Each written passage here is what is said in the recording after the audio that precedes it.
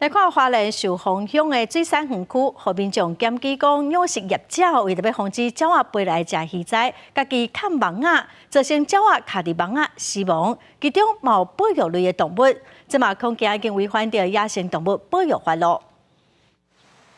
来到专门养殖黄金兰甲台湾雕的寿丰乡水产园区，会当看到部分鱼尾仔有菜掠鸟网仔，网仔顶有一寡鸟仔因为无救援死亡真久啊，也有二级保育类的鱼鹰，互爱鸟的人看到真唔甘。有些它鸟网架设的时候，它就是没有无差别的去抓嘛，对。但有时候它其实抓到的物种，并不是会影响到它农作它的作物啊，或是一些它想要防范的一些物种啊，对。所以其实蛮可惜的。养殖业者是讲，大概买台湾鲷鱼仔仔、甲黄金兰仔都爱100万，毋过鸟仔一工就会当食了了，无识鸟网仔就会无饭食。保育动物嘛，都爱顾虑渔民的生活。他来这里，我们在淌血，你知道吗？我们的鱼苗啊，一条啊要多少钱？整天都来这里吃啊。有一只标本在那里哈，他比较不敢来。